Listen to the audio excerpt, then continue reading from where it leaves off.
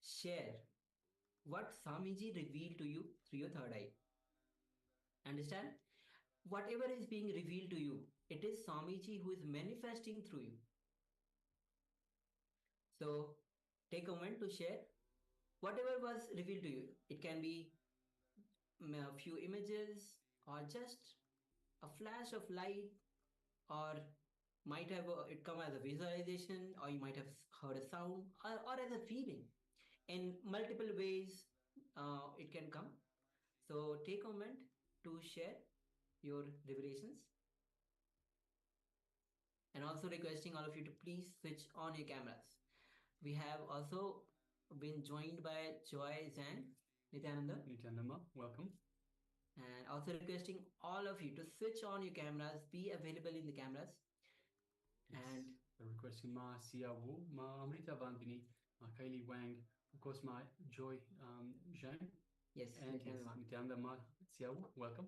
yes, good to see you, Good Ma. to see you, Ma. Yes, And also Ma Yang Yan Hong, although I think Ma is currently typing on the mobile. So welcome to everybody, and we've also just been joined by Ma Lu Yunzhen. Nityananda Ma, welcome. Welcome to today's program. Today's day number 7. Okay, so Ma Sia would let us know that she wasn't able to manifest this time. That's okay, Ma. No problem. Thank you, Ma. and requesting all the participants on YouTube as well to share your experience of this power manifestation now. Yes. So Okay, long time, no Yeah, practice. Wu says yes, long time, no practice. That's okay, Ma. You'll come back. You'll come back very, very quickly. No problem. Yes, and as Swami says that the more and more you start practicing, the more it awakens. The third eye awakens. So go on manifesting. Again, requesting all of this is for everybody. This is for everybody. Go on manifesting the powers of third eye, because third eye is the seat of willpower. Swami say that actually this is the last chakra, and Sahasrara is not actually a chakra; it's an opening. So this is the Sahasrara is the last chakra. It is not actually a chakra; it is an opening. So last chakra is Angya chakra. This is also called as the king of the chakras. Once it is awakened, you can manifest anything that you want. So we have one sharing from Ma Yan Yang Hong. She says the gray white lake water, deep blue mountains, yellow curly flower, white shell. Okay, thank you, Ma, for sharing. Thank you for sharing, Ma. All right. Yes, so for those of you that have joined us, that have just recently joined us, so we have Ma Lu Yunzhen and Ma Joy Zhang. So this is the Power Manifestation segment. We are just about to review what we were displaying for the participants just now. So just wait with us, just sit with us for a little bit. We'll shortly go to the next segment. So if anyone else would like to share, please take a moment and share with us what was revealed to you in your third eye. So a reminder that the third eye power manifestation, every power manifestation comes from the space of oneness with the divine, the space of oneness with Swamiji himself, who is, of course, the embodiment of the divine, of Paramashiva himself. So it is very important that we concentrate on holding this feeling connection to Swamiji, on feeling connection to the divine. And also another very important thing, reminder again, I've said it previously for the participants that are here. I think maybe perhaps not Ma Joy Zhang, perhaps. So it is important to understand that the mind has nothing to do with the powers. So the mind only gets in the way. That is why at the start we unclutch, we remove every thought. We don't get involved with any thoughts to allow this connection with Swamiji, to allow this connection to Paramashiva himself to grow, to start developing. And it is through this connection, it is in fact Swamiji that manifests through us. So all we do is we get out of the way. And of course, by being in the space of no mind, of restful awareness, this is where that feeling connection to the divine is strongest. So this is why we were able to manifest in this space of restful awareness. Yes.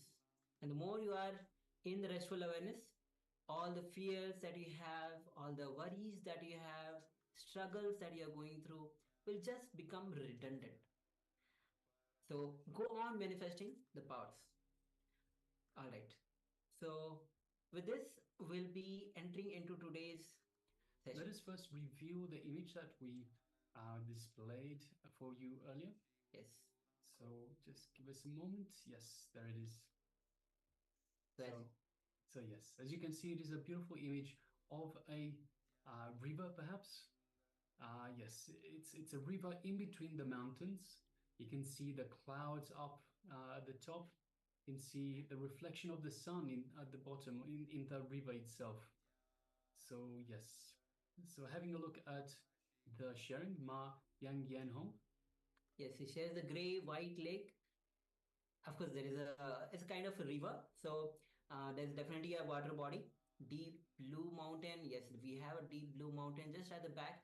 On the sides, we have it's filled with mountain and yellow curly flower. We don't see any yellow curly flower though, and white ships. Actually, yes.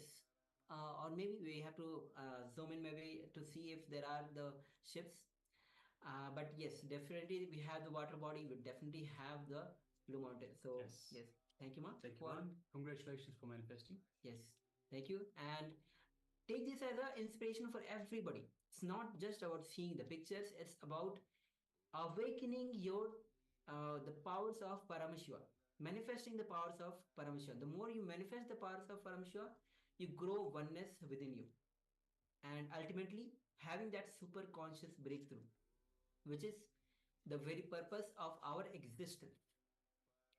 So with this, now we'll be entering into today's session itself, and today we have today the program itself will be on Ananda Spurna. The Ananda means bliss. Spurna, the flowering of the bliss, and the deity is today Sadashivamurti. So today we'll be going through all the 7 chakras. So as Swamiji says that we have. Thank you, teacher. Okay, thank you, ma'am. And we have, Swami says that all the energy points, when it meets, that forms chakras. That energy point, when the energy point meets, that is the point where that point is called as a chakra. So, and today we'll be going through all the 7 chakras, and as we go through the life, these chakras in various ways it is blocked, whether it is through worries, fear, lust, or any kind of emotions that you go through. Because of so many reasons, all these chakras gets blocked. So we'll be working on each of these chakras, understanding these chakras, and how you can unlock these chakras and how you can awaken the potential of these chakras.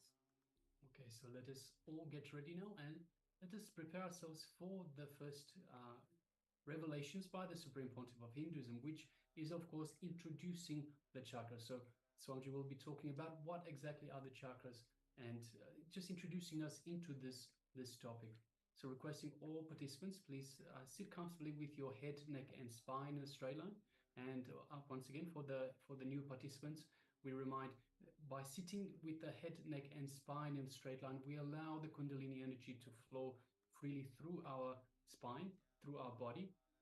But more than that, it allows us to better focus on the session itself. So once again, requesting everyone, please sit with your head, neck, and spine in a straight line, and let us get ready to receive the revelations from the Supreme Pontiff of Hinduism. Yes.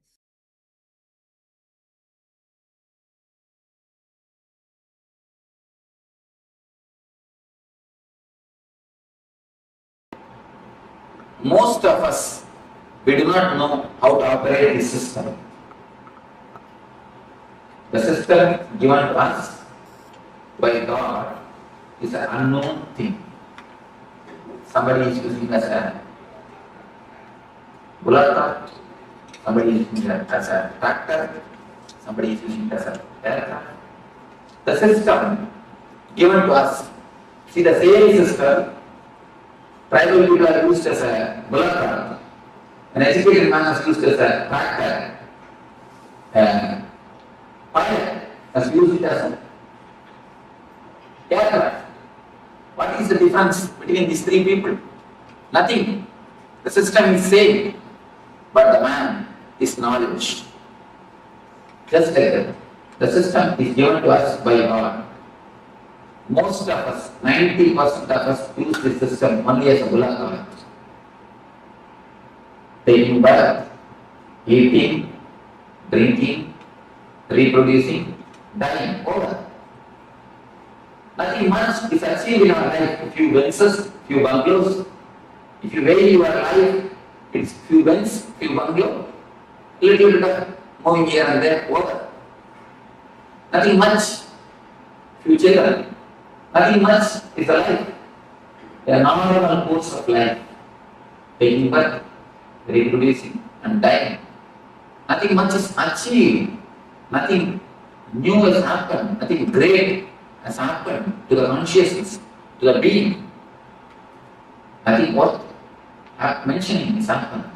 Somebody came and asked him, Swami, why in the cemeteries, in all the graveyard, it is called born and died. Born, such as the date, died, such as the date. Why? Nothing worth mentioning happens in between. That is only worth mentioning things. In most of our life, that is the reason. Born and died, except birth and death. Nothing worth mentioning happens in our system. So most of us use the system as a bullock cart. We just use it in a minimum level, dull, dead, dry.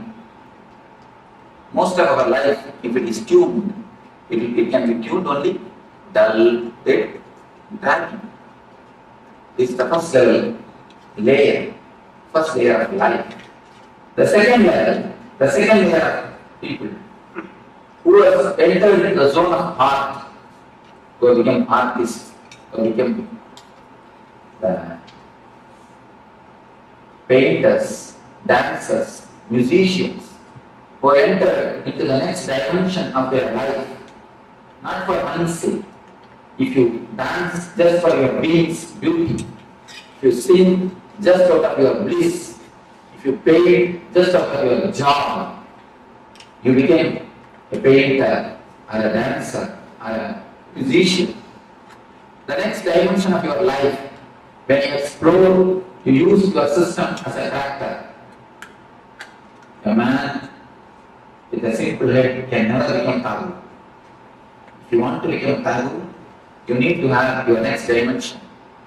Persons like Thakur, Ganga, all these great scientists are the next layer. They can be called as something more than scientists because they explore the next dimension. That is the reason the Nobel is given for giving them. Gitanjali, the monumental works are the great dancers. When they create the masterpiece of dance or the art or the poetry, they explore the next dimension of their being.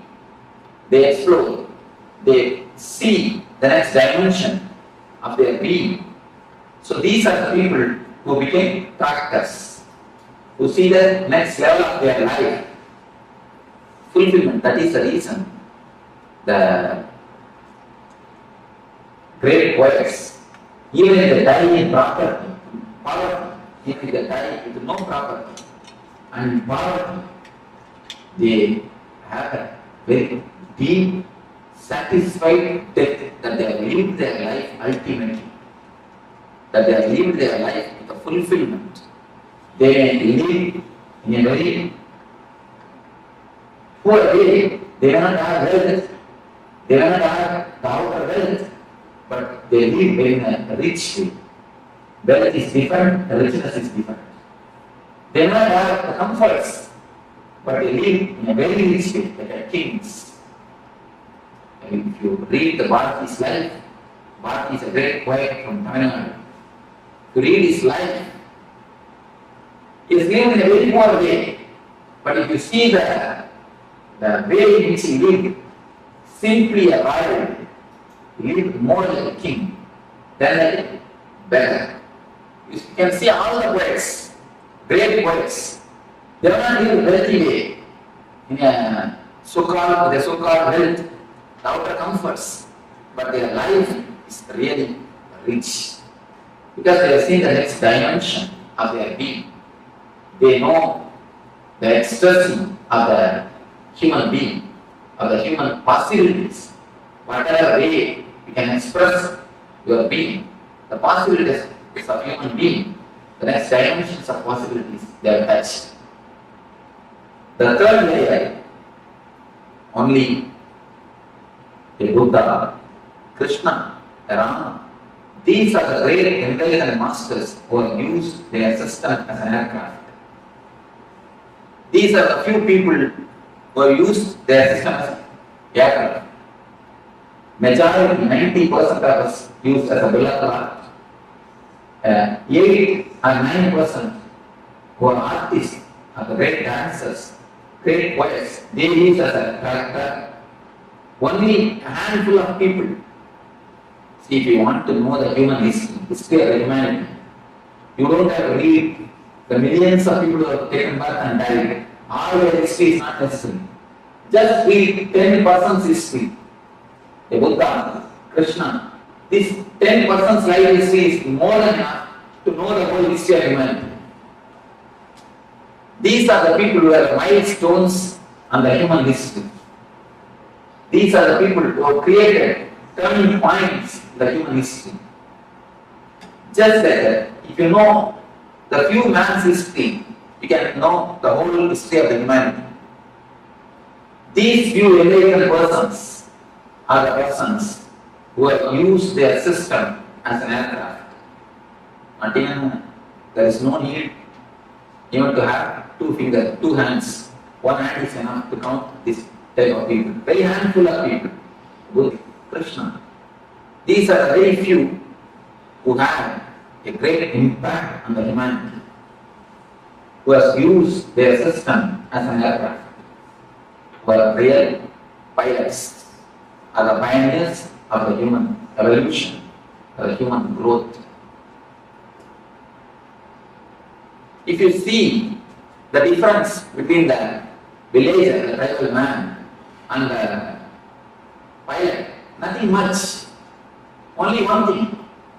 The villagers don't know how to operate the mechanism.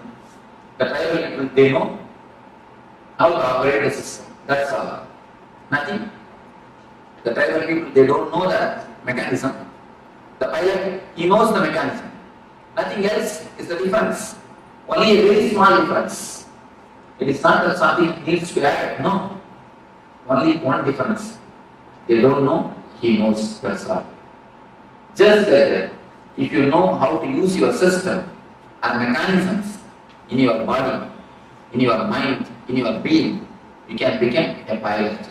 You can use this system for the optimum result. You can use this system for the maximum result. You can convert this system into an aircraft. The mechanisms which exist in your system is what is called chakras. There are 7 chakras in our being. The energy centers. These energy centers are real mechanisms in our system. If you know how to open them, how to activate them, how to remove blockages from them, how to energize them, you can simply transform your system into aircraft. As long as you do not know anything about that system, you will be just pulling your being. You just know how to open, how to energize, how to activate the system. You will be using the same system, same mechanism as an aircraft. So now we will be entering into each and every system, each and every mechanism of your being, and we will explore how to operate, how to open it, how to work on the chakra, on the energy center. Let me show you how the chakras are situated. The small diagram, very small, I think all of you will be able to see. how the chakras are situated. If you have this book, you can just open the page 20. The lowest is called Muladhara, the root chakra. You don't have to remember the names. You see, there is no need to remember the names of all these things. Just I am giving an introduction. Then afterwards you will be entering into the deeper layers. You don't have to bother who I have to remember all these names or not. There is no need to bother. You can just see and have an idea. That's enough. First center is called Muladhara. From below I take the root of the spinal cord. Just at the root of the spinal cord, Muladhara. The next is Swadhisthana. Above the Muladhara, below the navel. On the navel, Manipura, and in between the chest, Anahata. Then on the throat, Vishuddhi, and between the eyebrows, Anya. Top of the crown, top of the head, it is called Sahasrara. This much is enough. You know that, if you have a basic idea, few energy centers which exist in our being.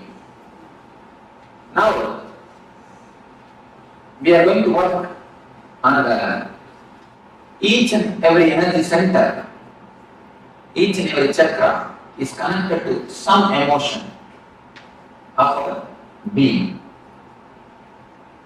You can see throughout the world, in all the languages, the love and the heart, these two words are used as synonyms. Am I right? The love and the heart, these two words are used as synonyms. Any language, it is not that all the languages are happened, are created in one time or one place. All the languages are created in a different space, in a different time. But around the world, almost all the languages have got the same expression. The love and the heart is used as a synonyms. Why? Something more than verbal connection exists between these two. Some experiential connection is existing. If you really observe, then you can understand.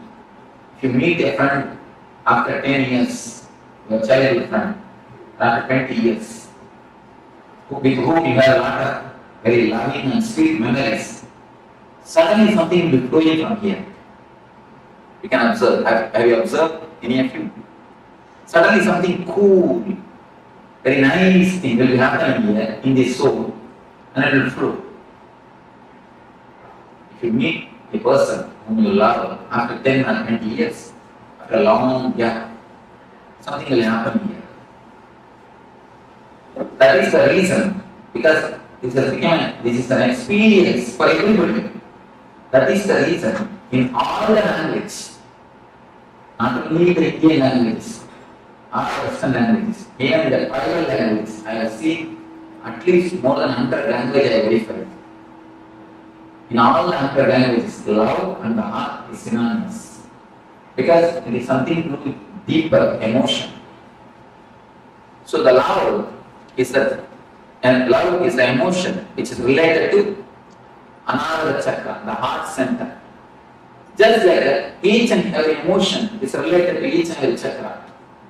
If you receive any shocking news, or the news which you can't bear, immediately the first effect will be on your stomach. You will have a stomach upset. The stomach will be upset, either you will have diarrhea or loose motion. Have you observed anybody who had experience? You can always listen, it's an experiential thing. The first blow will be for Manipura chakra. The worry and depression is very closely related to Manipura. And again you can see, in all the languages there is an expression. If you receive some news which you can't tolerate, you say, I can't digest it. I can't stomach it. I can't digest it is an expression in all the languages. Again, because the worry and depression is very closely related to Manipura chakra. Like this, each and every emotion The sex is related to Muladhara chakra. The chakra which is in the near the end of the spinal cord, the root of the spinal cord. Each and every emotion is very closely related to one chakras. If this emotion is handled properly in our life, each and every emotion is an energy given to you by God. It's like a money. If you don't know how to handle the money, you will become bankrupt. Just like that, if you don't know how to handle the emotions, you become energetic. See, if somebody works for you, his work is worth $1,000. You pay him only $1,000. If possible, 900. Never 1,100. That's what is a regular way of life. We give him $1,000, not more than that. But if he does a mistake, it is worth $1,000. How much of anger we pay him? At least $5,000 worth of anger we pay him. Anger is an emotion. It is valuable thing. If you can pay the anger just like the money, exactly how much is necessary, that much if you pay, you will never go energy card. That is the reason after shouting, we are so tired, we just fall on the sofa and have coffee. Because it's not a very big work. Just shouting is not a big work. But you feel so much you are drained. Why? Because emotion is energy. All your emotions are energies, which is in your center, in your beings. When you use the money in a very loosey way, or in a luxurious way, or an unnecessary way, and the luxury is something necessary for life, nothing wrong. But when you spend unnecessarily, lavishly, you become bankrupt.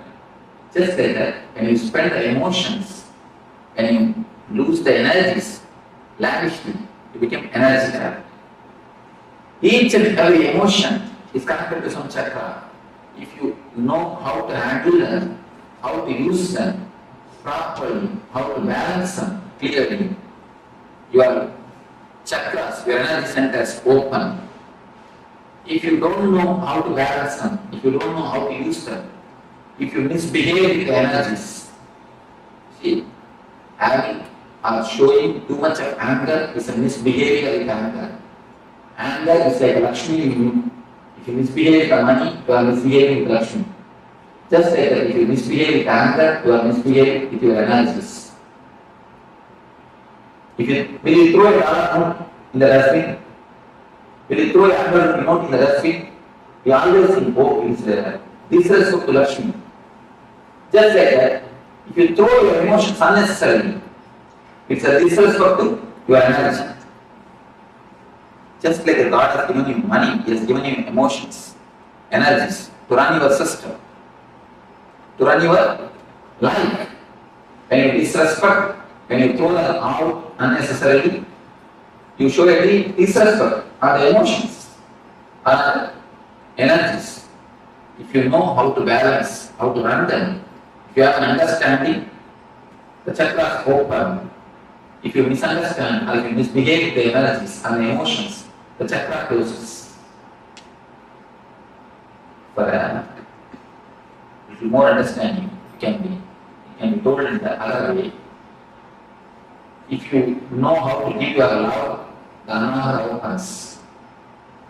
If you continuously ask for love from others, anahata closes. This is the master key for anahata chakra. Now first you will enter into the heart center. It's a master key for anahata chakra. If you know how to give the love, the center opens. If you ask for love, it closes. It's the first master key. One more way you can understand. If the chakra opens, you will give the love. If you give the love, it opens. If you give the love, it opens. If it opens, you give more love. More opening, more love. More love, more and more opening, and more love. It's like this side circle. Now it is this side circle. more you ask, more it is closed, more it is closed, more and more you ask. The ball is rolling in the down way, this way. It is getting more and more black and more asking. Now we are going to stop the ball by the meditation and start rolling this way. Then more open. Once the chakra starts opening, the more love overflows. When the more love overflows, the chakra opens a little more. When the little more is opening happens, the more love overflows. The ball rolls this way. The chakra rolls this way. The whole program is just to stop the ball rolling this way and start the ball this way. We are going to work on each and every chakra to open the chakra, to see the emotions are balanced, to see the energies are centered. First, in each and every session, we'll have a small discussion on the chakra, then your meditation on the chakra. The meditations are taken from many religions. I wanted to present, I wanted to prove all the religions are centered on the same thing, the one ideology, how to make you more joyful and more blissful. First, how to make you more joyful. It means how to make you more happy in the life with the outer persons. And then how to make you more blissful. How to make you more blissful without the outer world. First, be joyful with the outer world. Then be blissful without the outer world. So this is the step, this is the reason why the meditation or the religions are born on this world. This is the central core of all the religions of all the world. That is the reason I have taken meditation techniques from Sri Vaishnavism, the religion preached by the great Vaishnavic masters. Each and every session we will have a discussion and then a meditation.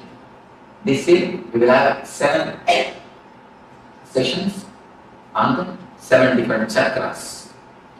Finally, tomorrow evening we will be having the Energize, which is the peak or pinnacle of this camp. Later on we will be explaining what is Energize. Now let us enter into the Anahata chakra, the heart center. First question I receive is, people ask me, Swamiji, I haven't bypass surgery, will the chakra be as it is? Will the chakra be there? Whether you went bypass surgery or the angiogram, don't worry, the chakra will be there. Because it is not physical, it is more metaphysical. If you can give 2 more touches, I can show you. You have a ribbon, you can give me 3 ribbons. Next question, can give. I'll show you how the chakras exist.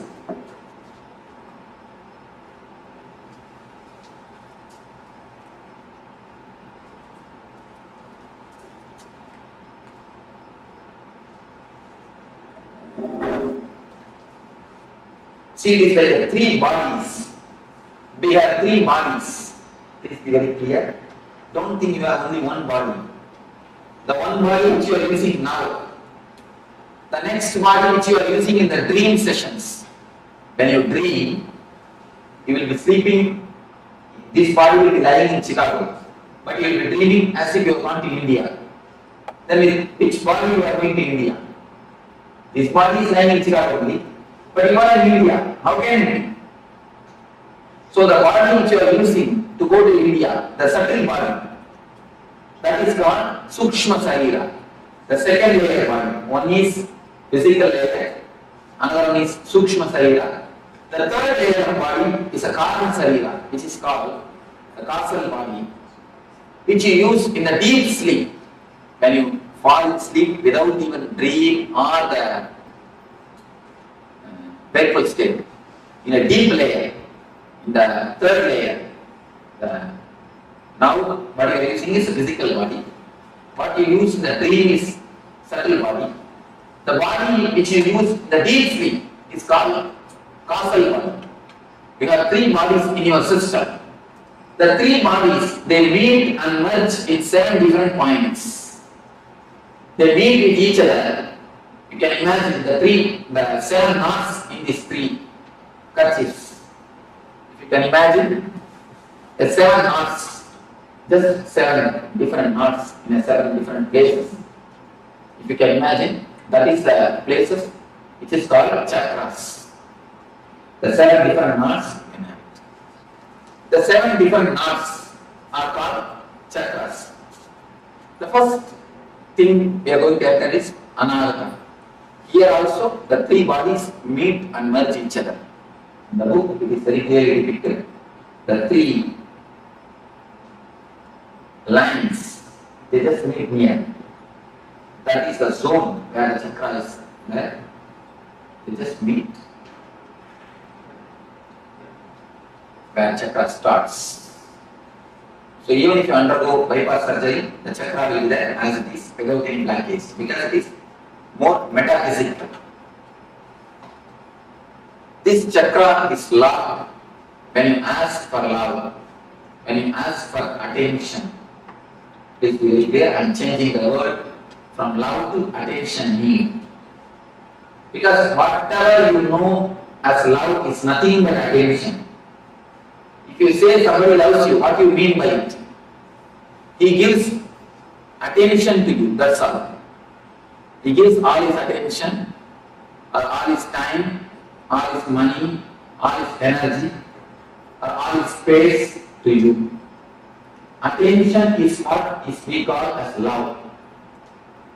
Actually, except a man who is enlightened, nobody can know what is really meant by the word love. Whatever we know about love is nothing but attention. If you say that he loves me or she loves me, what it means? She gives you enough attention. He gives you enough of attention. He gives you enough of his energy or money or whatever. Once the attention is given, everything else is slowly given. So the attention is what is called love in our language. When you give your attention to others, the chakra opens. When you give your attention to everybody, whomsoever asks, when you leave overflow, this chakra opens. When you start giving, this opens. When you start asking, this chakra closes. You can just see, you can just scan your life. Almost all our life is just centered on the attention of the others. From the young age, we are trained, you can see the young kids. They will just put 2-3 steps and then they look at your face. If you smile, you agree for what they do. Then they do the next steps. Otherwise, they stop and they wait for your concern. You can see in the young kids, anything they do, just they look at your face for the confirmation. For your okay. Only when you say okay, they go for an ahead. Or they wait. Just like from that age, we start expecting the attention or the okay from the others. The same thing continues till our end. You can see in how many places you just wait or expect the others okay, others attention. You can see more than 80% of your decision is influence or it is waited. You just wait or you just ask for their confirmation, for the others smile. It is not only economically, mostly psychologically. You feel inspired or you feel regenerated. You feel power or the energy only when you get a confirmation from the others. Each and every move of your life, you continuously see whether somebody confirms it or not. You wanted the smiling face of the other. Almost it's like a psychological slavery. In every step, you wanted the other to be the source of your inspiration. If you just scan, you just sit in your room and scan the lifestyle in which you are living, almost 90% of your decisions, 90% of your life is just for the others' opinion, asking the others' attention, expecting the attention of the others, expecting the opinion of the others. It is more like a signature campaign. Each and every husband expects a certificate from wife, good husband. Wife is expecting the certificate, the good wife. Parents, good parents. Son like is expecting a good son. Each and every system we expect certificate from our brother, from sister, from father, from son, from everybody. Just to feel good, just to feel energetic, we expect the certificates. Only with a smiling face or with the certificate, we go next. We go ahead. See, adjusting or not adjusting is perfectly okay. There is a vast difference between adjusting and compromising. Listen thoroughly and you can contemplate on it thoroughly. We may ask, should we not adjust? Adjusting is perfectly okay, but compromising is very bad. Just understand what is the difference between adjusting and compromising. Adjusting is like you have all your energy source or inspiration or the strength within you. Then you give your love. You adjust for the sake of others. It is perfectly okay. But compromising is, unless they are all supporting you psychologically, you will have no energy to run on your own. When you adjust in that zone, you are compromising. Most of our life, we have somebody else as a psychological strength for us. If he smiles at you, you have all your energy to run. If he does not open his mouth, if he doesn't smile, the whole day you will feel depressed. Have you observed any time? If he doesn't smile on you, as soon as early morning when you wake up, if he doesn't give his smile, whole day you will feel very low. If some of your boss, or the husband, or the wife, or the son, or the father, if some of them didn't give their attention or their smile at you, immediately you will feel low. It means they are the legs or they are the feet for you to stand.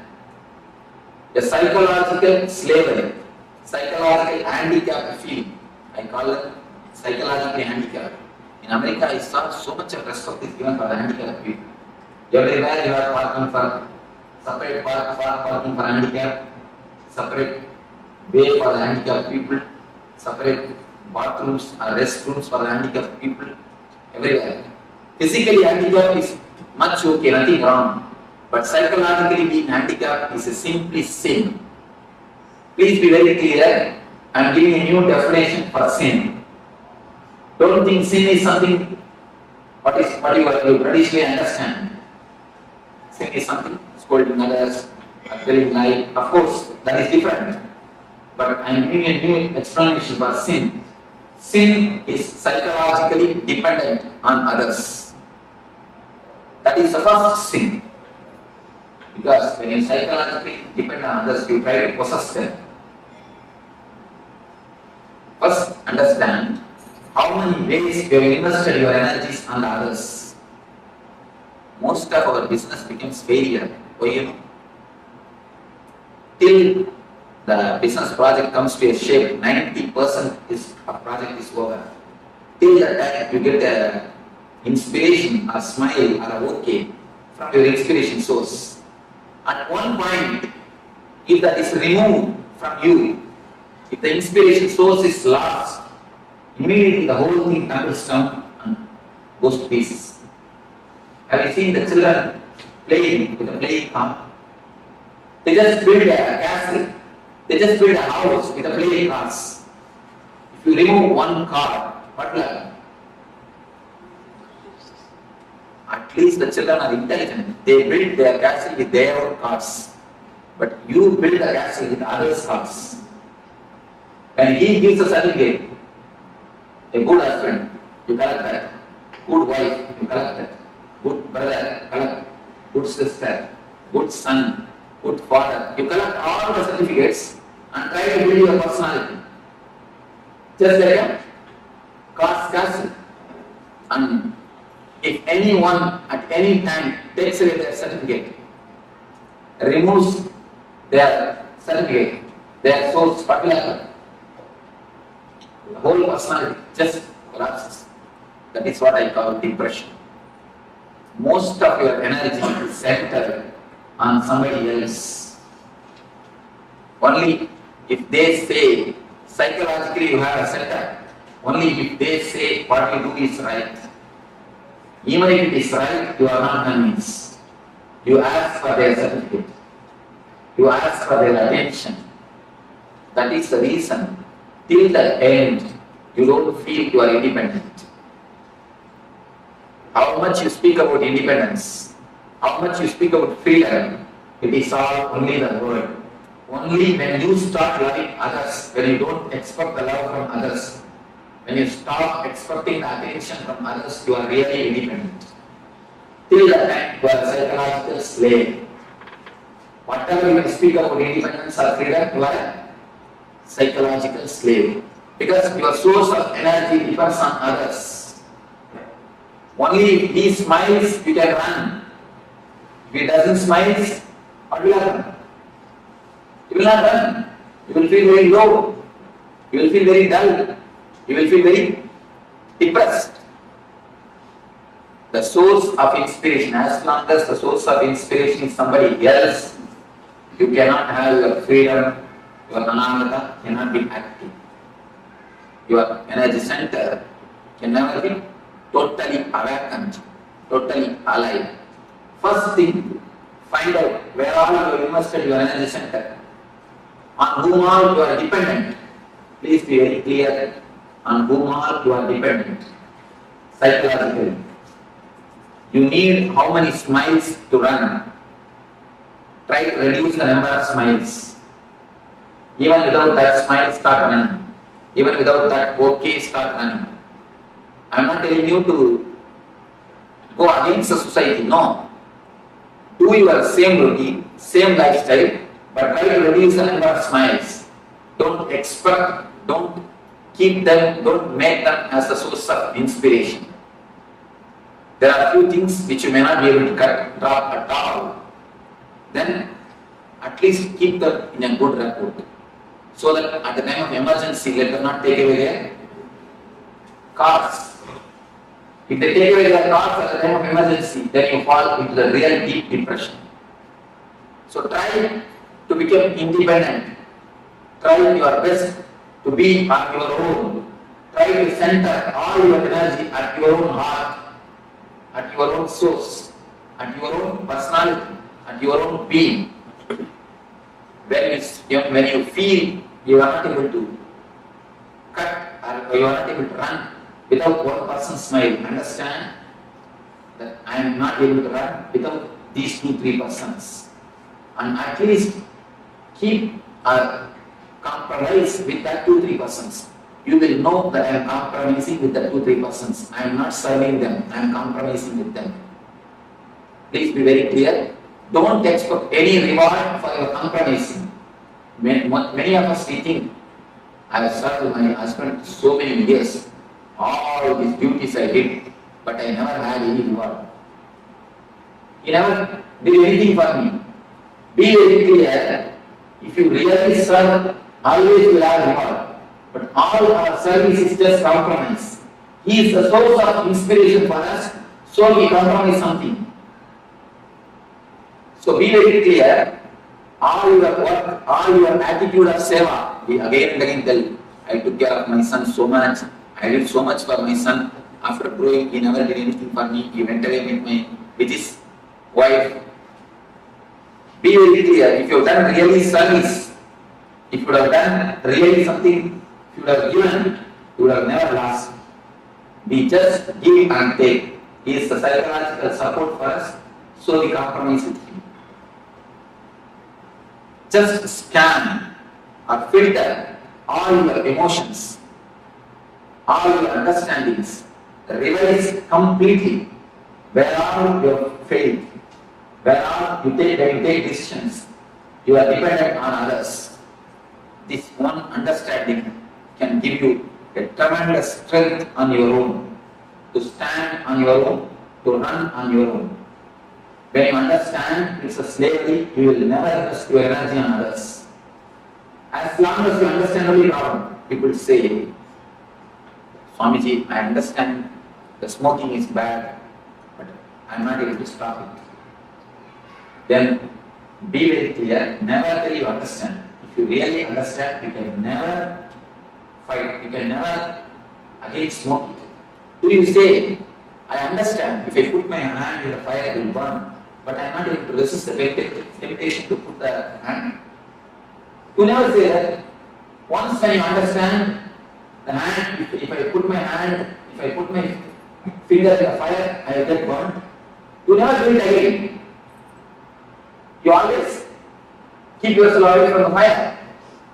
The same way, if you really understand that there is a psychological slavery, simply you can see, you can be so clear, you can be very clear, it will transform your life.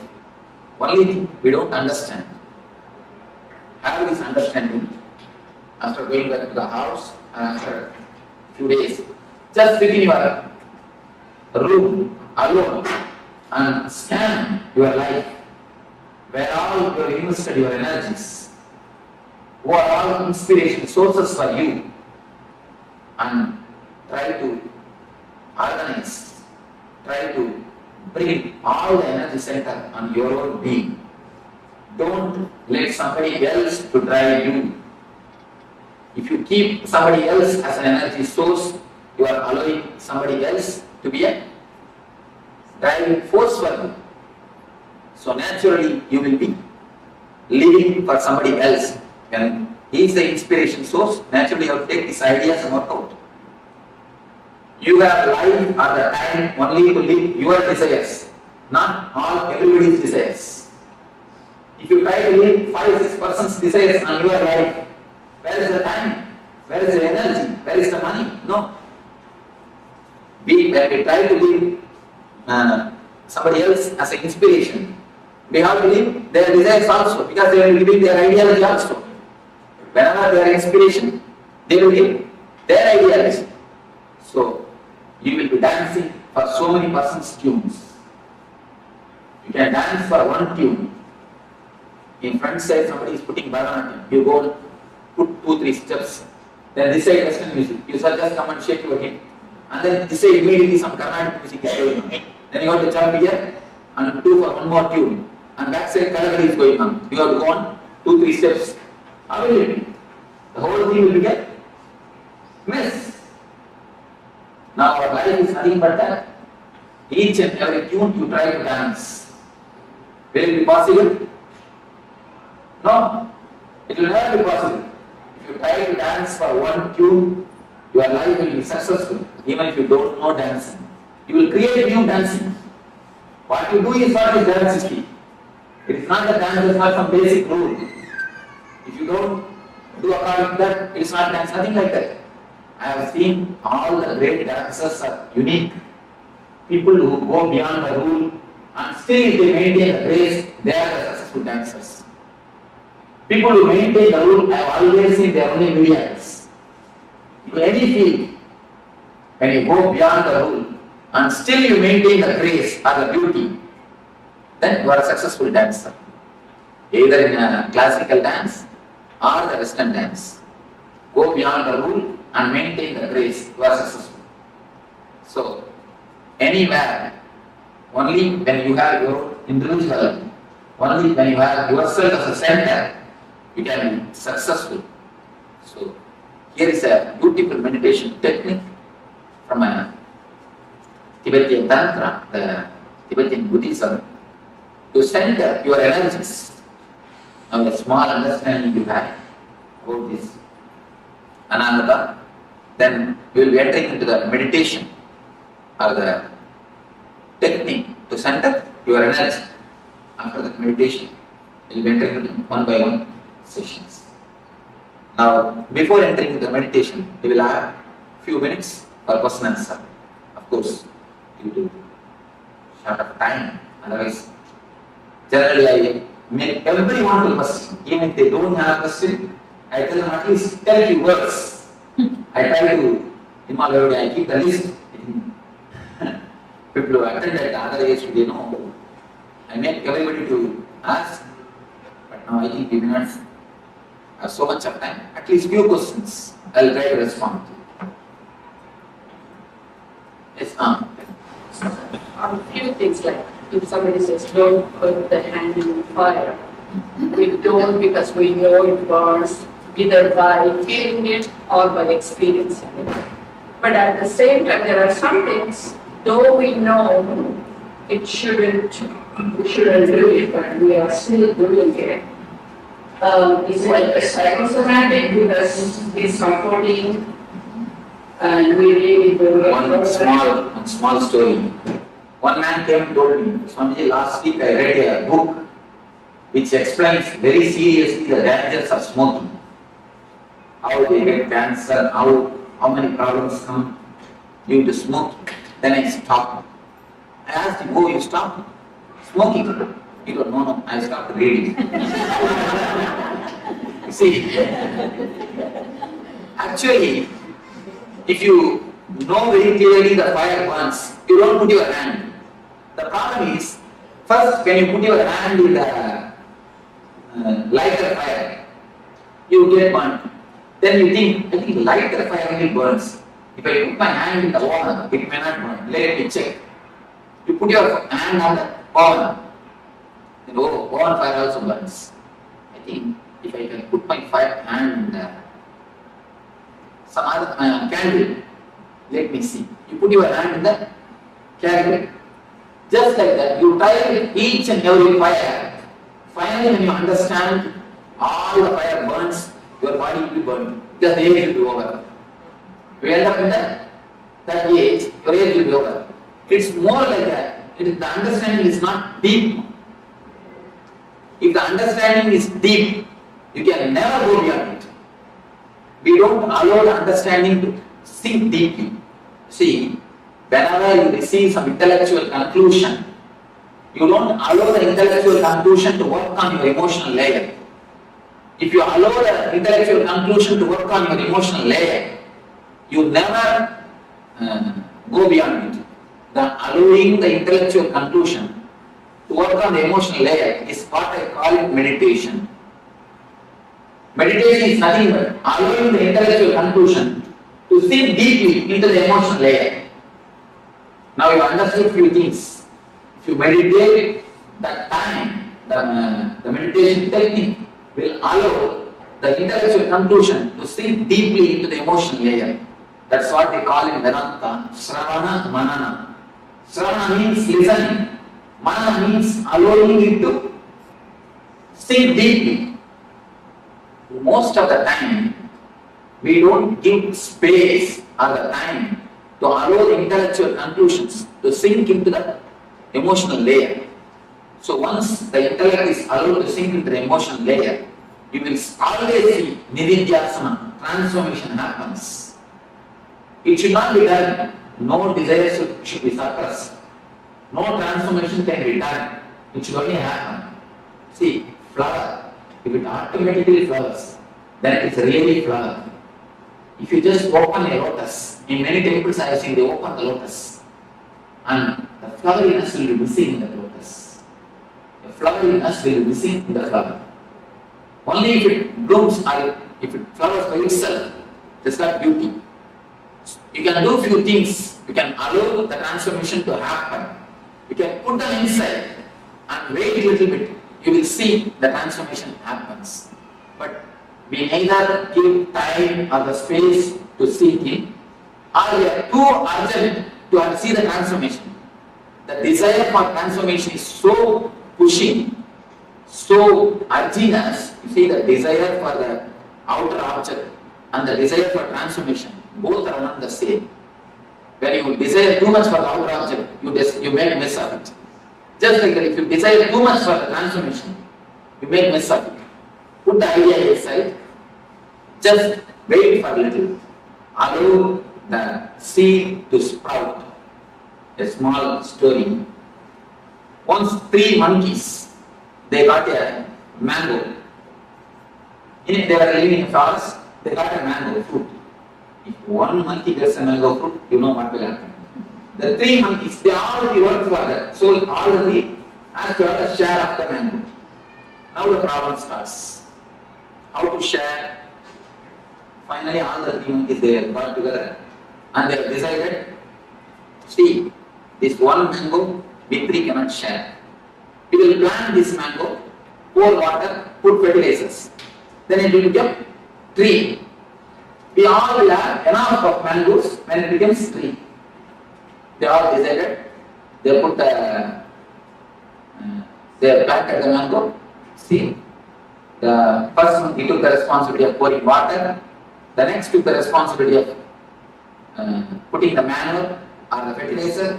The third took the responsibility of security of the seed. All of you are doing their duty so religiously for 6 months. For more than 6 months. Still the seed has not sprouted. So all 3 called for a conference. All the 3 sat together and they started discussing. The first one he told, you see, every day I am pouring the water religiously. Every day morning I pour water. Not even one day I missed. I miss my morning walk, but I never miss pouring water. I don't know what is happening. The next month he told, every day 4 o'clock I put the manure and fertilizers. I don't know what is happening, why it is not coming. The third month he told, you see, 24 hours I stand here as a security. I don't go anywhere else. And not only that, above all, every day I just dig it out and see how it is going. You see, every day when you dig it out and see, it can never sprout. Pour water, put manure and wait for a few days to sprout the seed by itself. Just like that, we listen something now and we do meditation for 20 minutes, immediately it's for, oh, still no, nothing has happened. Still no transformation has not happened. So wait for some time. Give little space for the seed to sprout. Allow the conclusion to sink in and do the meditation. The conclusion is the seed. Meditation is the manner. Just give little bit of space or the time to seed to sprout. Otherwise, we will be digging just every day and see what indication we will be doing the same. Just the digging itself will drop them, will stop the sprouting. Digging creates a guilt. You see, digging I have seen many people. As soon as you hear these things look so nice and so well put, immediately you start working it out. When you start immediately, naturally you will feel you will have one pitfall. Then you create a guilt. Oh, I am not able to do. I am not able to see. The guilt that I am not able to stop smoking creates more trouble than the smoking itself. The guilt becomes so deep thin layer in your life. You decide, I cannot put all these things into the life. I cannot practice. The Swami can practice because he has lived all his life, but I cannot practice. You come to a conclusion that these are outdated ideologies. These cannot be practiced just by one or two pitfalls. That's the reason I'm telling, allow the transformation to happen. You will see it always happens. I have not seen single seed die. Maybe in the outer world, seeds may die. In the inner world, no seed dies.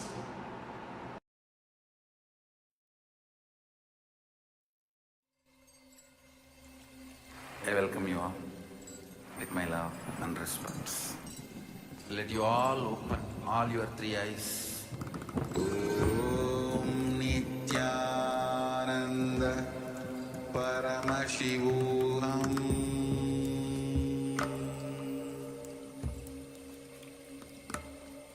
Om Nityananda Paramashivoham.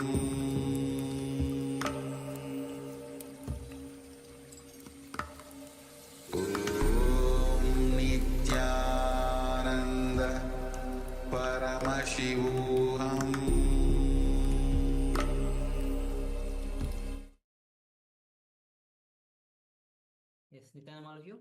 Chandam, welcome back. Yes, and what a revelation by Swamiji on the introduction to chakras. So very clearly Swamiji mentions that how when the three bodies that we have, when they meet each other, that meeting point is form the 7 chakras, and each of these chakras gets blocked by particular types of emotions. And especially Swamiji mentions about the Anahata chakra, how to why this chakra gets blocked and how to unblock this Anahata chakra. When we ask for love, when we seek attention, actually Swami says that most of us, all of us don't know what is love. Only an enlightened beings know what is love. Rest all of us, whatever we know as love is actually the attention seeking. We're asking for love. Because of that, the chakra gets blocked. Only when we give love, then the chakra gets unlocked. Yes, so before we move on to the next segment, so we'd just like to welcome some of the participants that have just joined us during this last segment. We have Ma Nitya Guru Prashadini Joyce, Yes, Nitya Nitya Nama, Nama. and welcome. We have Ma Le Tang, Nitya Nama, and Yes. welcome. We have Ma Maha, welcome. Maha. Welcome, Ma, Nitya Yes, Nama. Nitya Nama. We have Ma Kaylee Wang that has joined us as well, Yes, Nitya Nitya Nama, and welcome. And we have Shri Nitya Linkodvara, Nitya Namaya, welcome. And also we have Mashbanga. Yes, Nitya Nama. Nama, welcome. Yes, so welcome all of you in this wonderful journey of the Paramashivoham this season. This is the Jayanti season which is going on. Jayanti is a season where it's Swamiji's own personal celebration of Nitya Jayanti. Swamiji's Jayanti, its own celebration. So that's why this Paramashivoham is special for all of us. So welcome to this journey of Paramashivoham, and I hope all of you have. It has been today is the day 7 of this Paramashivoham, so it has been 7 days, especially for the new participants. And so will be as we go forward, we'll be working on different dimensions of our own body, different aspects of our own life, and Swamiji will be revealing so much. So stay tuned with us as it's going to be 21 days. So yes, so with this, as we move from introduction to chakras, we'll be entering into the activity for the introduction to chakras. So in this activity, as we are about to enter, there'll be 3 steps. First will be we'll be drawing the sketch of the human body. We'll be actually projecting this sketch so that you can have a look and enter into this activity where this represents all the 7 chakras.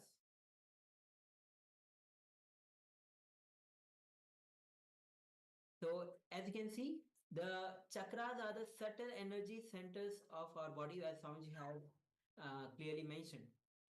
So this is going to be the first activity. So take a moment, have the notebook with you. If you want to have the pen or pencil or even the sketch, to draw this human sketch and mark all these 7 chakras. This is going to be reference for you as we go throughout this whole day of the program. Anand Spurna. So as you can see, from starting from the bottom is Mooladhara chakra, which is the root center, just at the root of the spine. That is the Mooladhara chakra. Next is Swadhisthana chakra, or the being center. Next is the Manipuraka chakra, which is at the navel center. Next comes the Anahata chakra, which is at the heart center. Then moving up is Vishuddhi chakra, the throat center. And the Angya chakra, which is the third eye, between the eyebrow center. And the last one is Sahasrara chakra, the ground center. So please take a moment and draw this human sketch, and we'll be referring again and again to this sketch for as we go throughout this program, because we'll be working on each of these chakras individually today.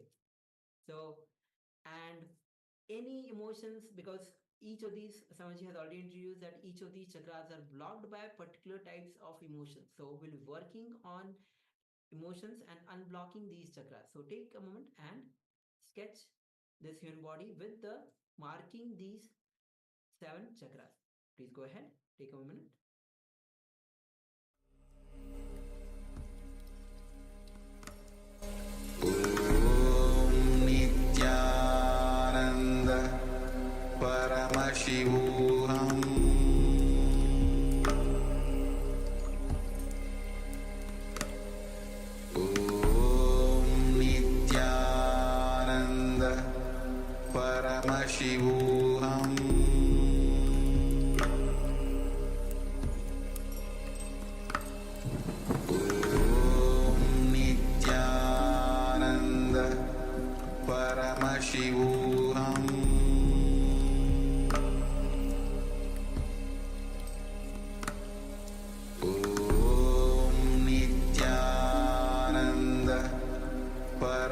Paramashivoham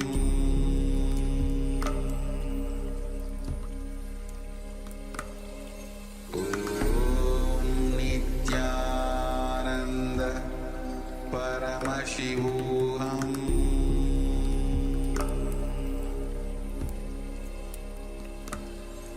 Om Nityananda Paramashivoham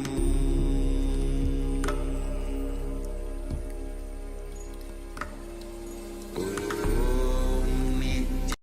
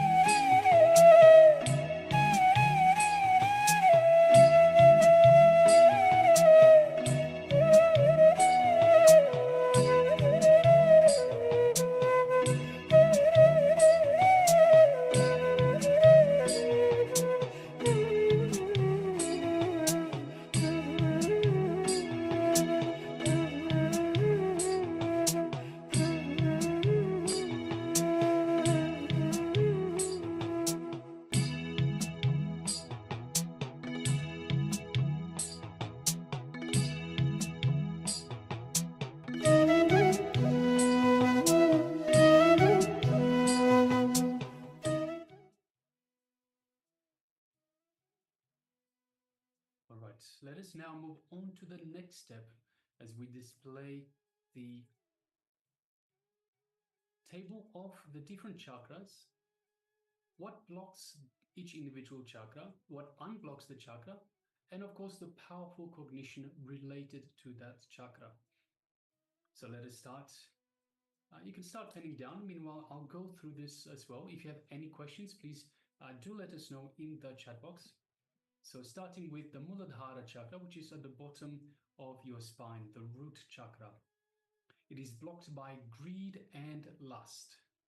And it is unblocked by dropping your fantasies and by welcoming the reality. So greed and lust is what fuels your fantasies. And of course, by dropping the greed and lust, you drop the fantasies and you welcome that reality. And the powerful cognition for this Muladhara chakra is move from perception to reality.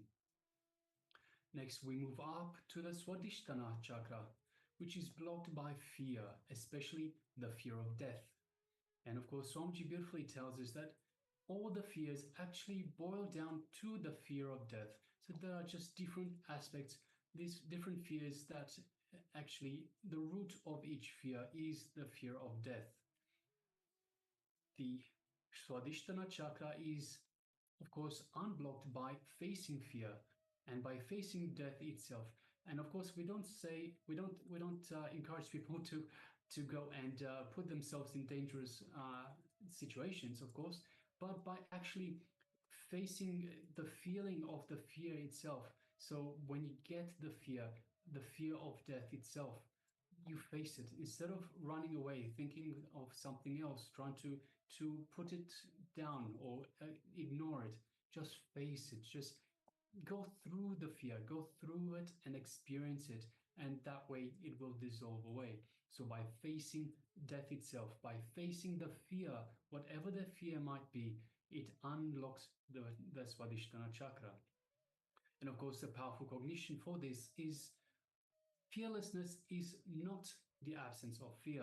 So fear will always be there. It is an energy. It is an energy that can fuel you. But it is important to understand that while it is always going to be there, you don't have to succumb to it. You can face it. So fearlessness is not the absence of fear itself, but it is the courage to handle, courage to face the fear itself. Next, we move up to the Manipuraka chakra, which is just above the navel. It's in between the navel and the heart chakra, and it is blocked by constant worry. So we worry about future events that have not happened based on the failures of the past. So while we worry, we block the Manipuraka chakra. And of course, Swamiji beautifully tells us that most of the worries, in fact, 99% of the worries do not even come true. So it is just worry for no reason. So the way to unblock this chakra, this Manipuraka chakra, is to stop worrying. It is in fact worrying about worries. It is worrying about nothing. So the way to unblock is to stop worrying. And the powerful cognition for this Manipuraka chakra is that all our worries are nothing but a collection of words in the language that we speak, in the language that we know. Next, we move up to the Anahata chakra, the heart chakra, in the center of our chest. And Swamiji has beautifully told us about this Anahata chakra in the revelations just prior. It is blocked by seeking attention and love from others. It is being needy for attention, needy for love. And the chakra itself, the Anahata chakra, the heart chakra, is opened, it is unlocked by expressing selfless love. Selfless love is love that is without expectations. Selfless love is something without expecting anything back, anything in return. So by expressing selfless love, not expecting anything in return, that is how it is unblocked. And the powerful cognition is responsibility. It gives you tremendous control of your life and makes you a leader. So responsibility is very much related to expressing love, to caring for those that you are responsible for. So that is why the responsibility is the powerful cognition. So responsibility and love, compassion are very much related. The next chakra, we move up to the Vishuddhi chakra, which is the throat center. It is blocked by comparison and jealousy. So when we compare what we have to what others have, and we become jealous, comparing with others. So when we don't understand that we have enough, we are enough for what we need. So the universe has given us, the cosmos has given us everything that we need to navigate through our life. But unfortunately, we compare ourselves to others, what others have. Of course, everyone is on their separate individual path. So what unblocks this chakra, the Vishuddhi chakra? It is unblocked by exhibiting your individuality without worrying about others. So without worrying about what others have, without worrying about what others say. And the powerful cognition, of course, is that you are unique. Every single one of you, every single one of us, we are unique. We have our own path, our own expression of the divine. So as such, we cannot compare, we should not be jealous, because what we have is just for us, exactly for what we need in this path, in this lifetime. Next, moving up to the Anya chakra, which is just between the eyebrows. It is also known as the third eye. This Anya chakra is blocked by seriousness and ego. So when we are too serious, we start creating issues, problems for ourselves. So, and it's also the ego, which the ego itself is not our true self. So we must understand the ego is our false self. Our true self, of course, is our high self, our divine self, which is the one that is in oneness with Paramashiva. So what unblocks this chakra, this Anya, third eye chakra? It is unblocked by innocence, pure, simple innocence, and intelligence. So simplicity, innocence, intelligence.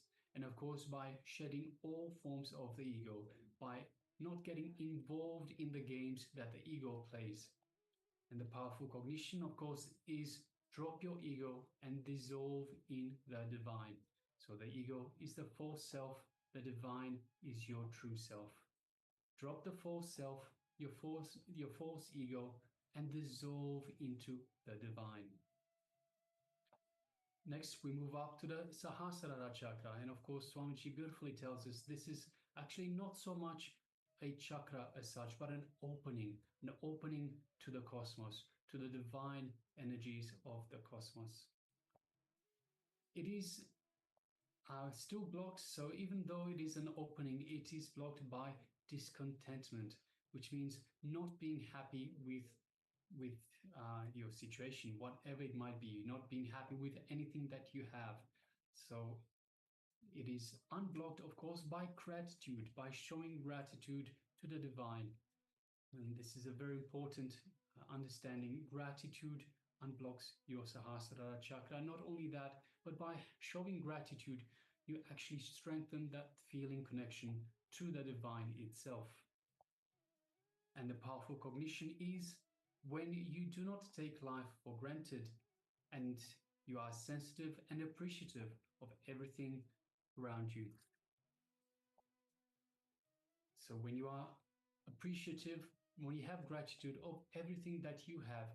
So Swamiji beautifully tells us we always look at what we don't have. We compare what others have to what we have, and we always point to what we don't have, but we don't appreciate what we actually do have. I mean, how many times have we looked at ourselves and said, hey, I have 10 fingers, I have 2 legs, 2 arms, I have everything that I need. There are so many people that don't. We have to be appreciative of everything that we do have as well. These are the things that we require for our life. This is for our path. So everyone has their own path. Everyone is a unique expression of the divine, and everyone has everything they need to navigate through this path. All right, so we'll just give you a few more moments to write this down. So take a few moments, write this down, and we'll come back in a few moments. Please go ahead.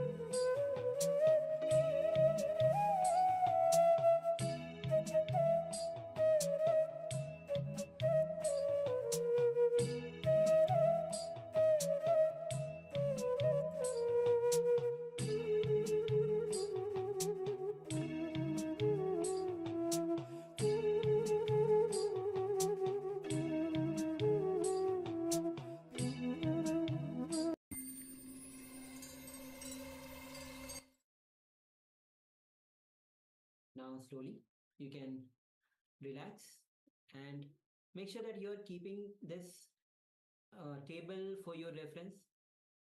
And also we'd like to welcome, we have Ma Nitya Aghor Rupni who has joined us. Ma Ananda Aghor Rupni who has joined us. Nityanama. Nityanama, and welcome. Yes. And we also have Ma Nitya Swatantra Anda. Nityanama. Nityanama, and welcome. Yes. So good to see you, Ma Ananda Ghorupni. And with this, will be just a little again intro, like all the emotions. Swamiji has very clearly mentioned that all the emotions, like whether it is worry, whether it is lust, discontentment, jealousy, fear, ego, and attention need, are purely because we find a connection between independent incidents, between independent thoughts, and create a concept of for ourselves and start relating with that concept.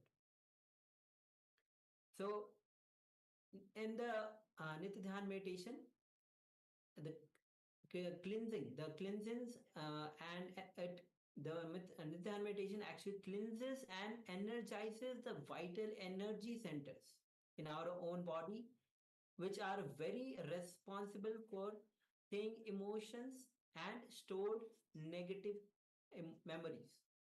So, Swamiji already introduced that due to various emotions, whether it is worry, lust, or various kind of things, our chakras, each of these chakras get blocked. So, when we do the Nitya Dhyan meditation, it cleanses and energizes these vital energy centers in our body. So make sure that you remember, because as we move on, we'll be working on each of these chakras to unblock it, cleanse it, and unblock these chakras to awaken its full potential. All right, so now let us move on to the next segment, which is the power manifestation segment. Yes. So the next is the power manifestation, which is consciousness over matter. This is one of the beautiful power manifestation that Swamiji has given to us. So before entering into manifesting this power, let's enter into the Sas Pramana, which is the scriptural reference for manifesting the power of consciousness over matter. So this is taken from Vijnana Bhaira Tantra, Dharana 95, Sutra 120, and the verse goes as Vachit vastuni vinyasya sanadrishti nivartayet tajjnana chitta sahitam devi sunyalayo bhavet. Bhagavan Paramasivoham says, having fixed one's eyes on a particular object, vastu, one should slowly withdraw the sight from that object, as well as slowly eliminate the knowledge of that object along with the thoughts and impressions of it. Then, O Devi, one abides in Shunya, the state where there is nothing other than this exists, which is the state of all inclusiveness or infinity. All right, so let us now prepare ourselves. So we'll be starting with having a fruit or a coconut in your hand. So we request all the participants, if you have a coconut, that is the best. If you don't have a coconut, any round fruit. So request everyone to please gather a coconut or a round fruit and have it with them in preparation for this power manifestation. So please take a moment and gather the round fruit. Once you have a round fruit or a coconut with you, do let us know so we can proceed forward to the next step of the power manifestation. So just take a moment now and gather a coconut or a round fruit.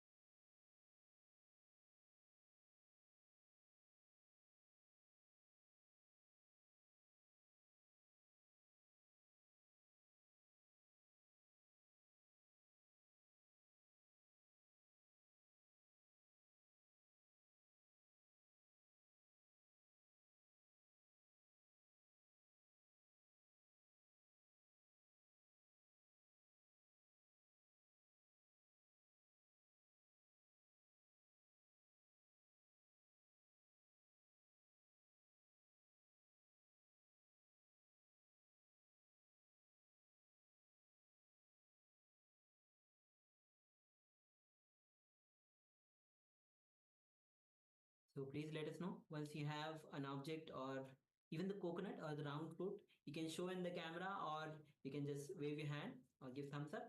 Let us know, then we'll be entering into the next step of manifesting this power of consciousness over matter.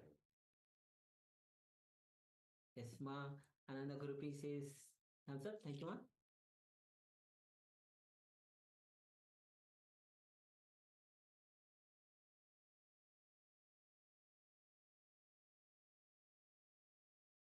All right. So meanwhile, we also request the participants that have their cameras switched off, if you could please switch on your cameras and be available in the camera frame. So we have we have Nitya Swatantra, we have Ma Shukra Indrananda, Ma Sia Wu, and we also have a few participants that have the camera switched on, but we do not see you in the camera frame. Yes, thank you very much, Ma Sia Wu, and also Ma Le Tan. Welcome.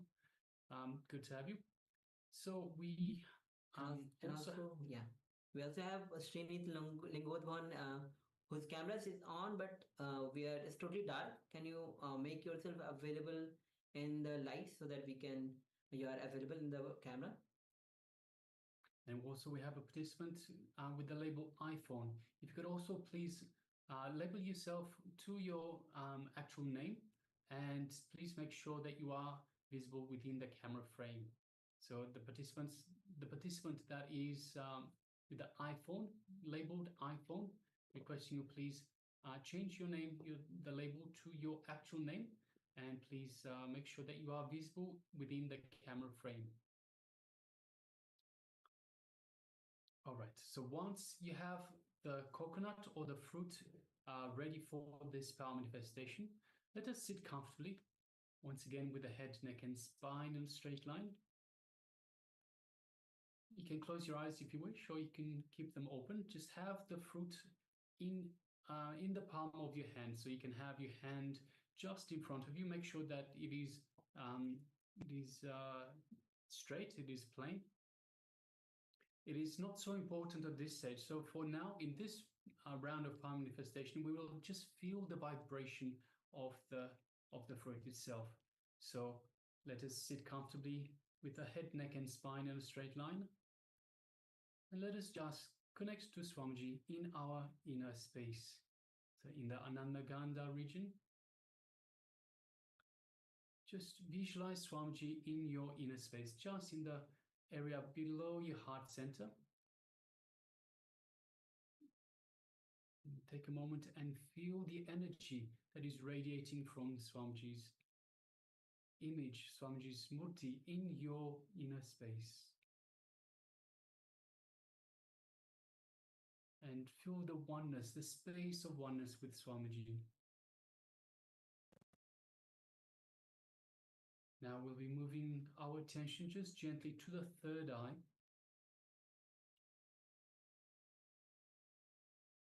And through the third eye, let us look into Swamiji's third eye. So don't strain yourself, don't concentrate. So again, concentrating, straining yourself is like being serious. Just lightly gaze through the third eye, just like you would look at a flower, at a rose, for example. Just the way you would look at a rose, gaze gently through the third eye into Swamiji's third eye. And once you do so, you will feel that connection to Swamiji, that connection to Swamiji's third eye. It's an energetic connection, and you can feel a little buzz of energy in your third eye. And when you feel that buzz, that energy, you know that your third eye is awakened. It is energized by Swamiji. So now let us make a strong intention to feel the vibration in the fruit, the coconut that we have in our palm. So let us just close our eyes and make this strong intention, strong declaration that you are going to feel the vibration of the coconut or of the fruit that is in your hand.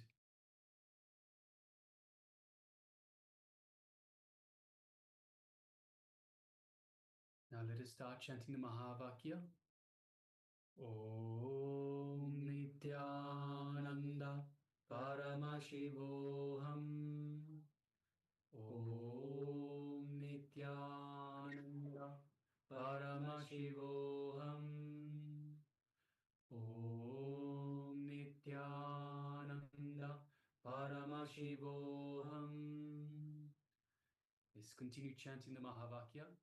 And from this space of oneness with Swamiji and the strong declaration, feel the energy in the fruit or the coconut in your palm. Let us now begin.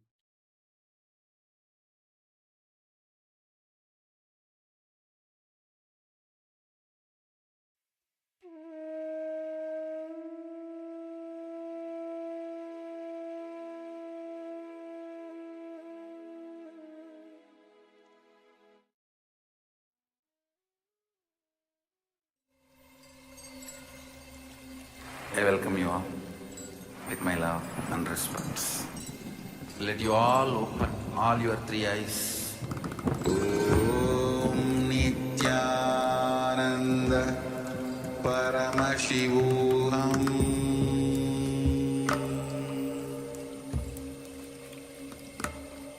Om Nityananda Paramashivoham.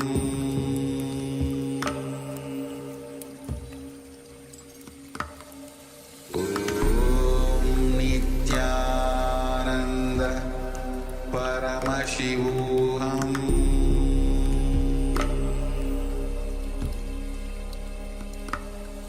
Om Nityananda Paramashivoham. Om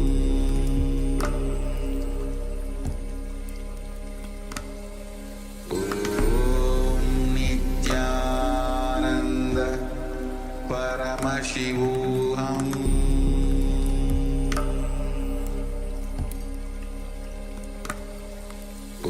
Om Nityananda Paramashivoham.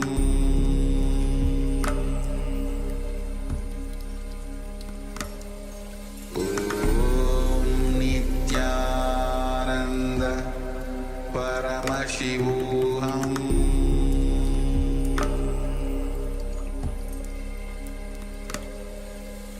Om Nityananda Paramashivoham.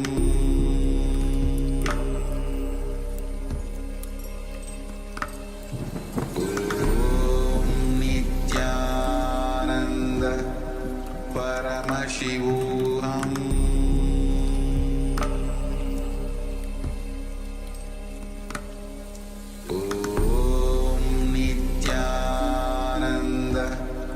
Paramashivoham.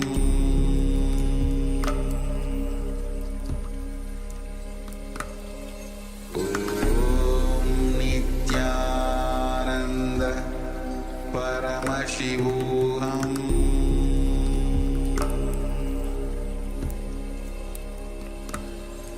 Om Nityananda Paramashivoham.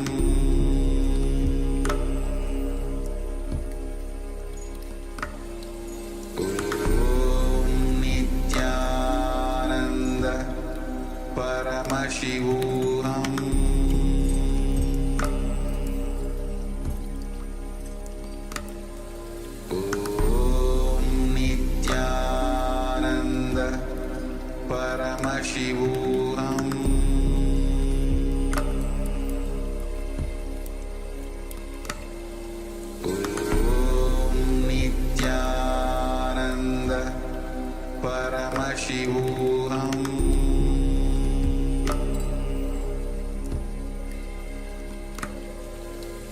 Om Nityananda Paramashivoham.